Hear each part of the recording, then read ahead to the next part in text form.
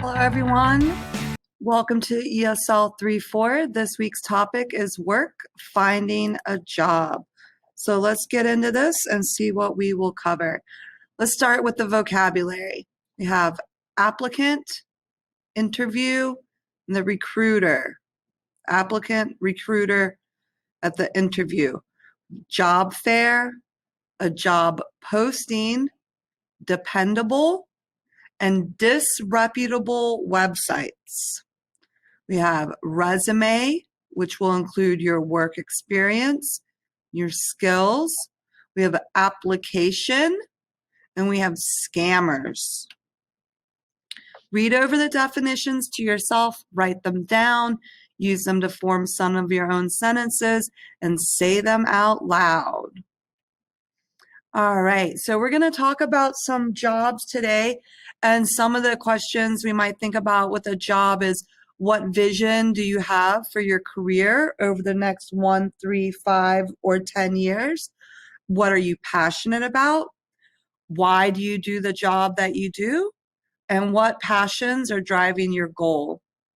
So when we think about a job and we think about our goals and our passions and our skills, we might want to use those to write a CV.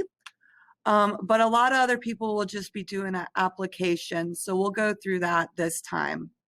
So obviously in an application, you'll give them at first your personal information.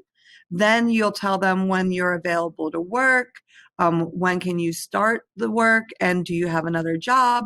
They'll also ask you some additional questions like, have you been convicted of a crime, or do you have a driver's license? They have this unique term here, moving violations. You might see that on some applications. That's a traffic ticket, but not a parking ticket. It's like a speeding or if you crash or something like that.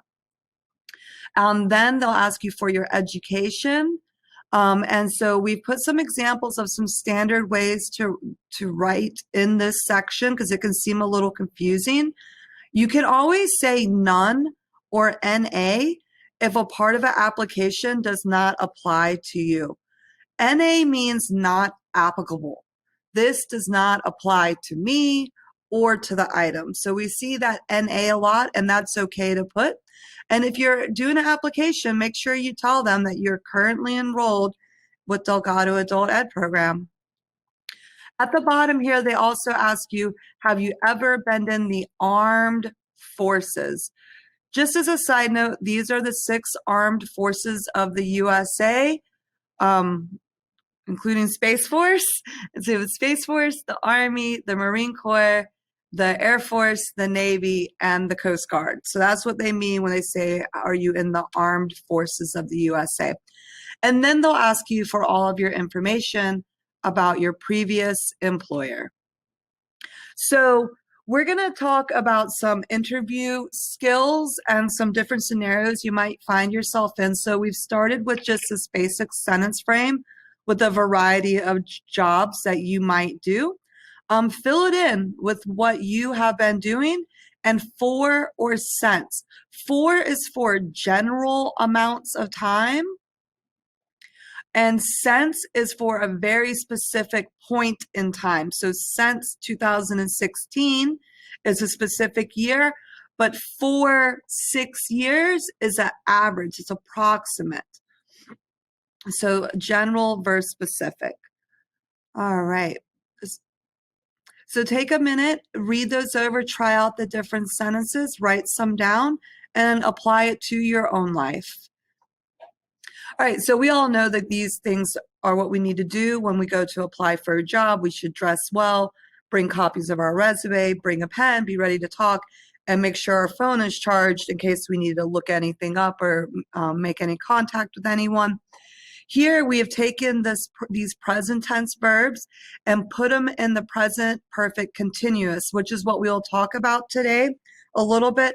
Present perfect continuous is a very irregular verb tense. It shows an action that is taking place now but started in the past.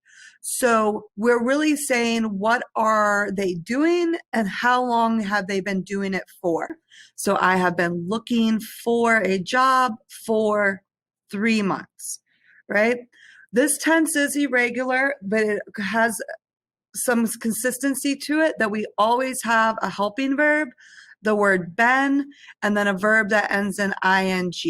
So this talks about an action that I'm doing now, but which started in the past at a specified time. Just as a pronunciation tip, Ben. When Americans say it, we say Ben, like Ben Franklin. And when Canadians and Britons or British people say it, they say bean. So it's a irregular verb in English, and we make a short vowel sound for Ben. So we have here a script. We'd like you to read over this. In your slides, you can click a button and it will play the audio for you. And afterwards, there are some questions for you to answer. And the answers will pop in there when you're in your slides.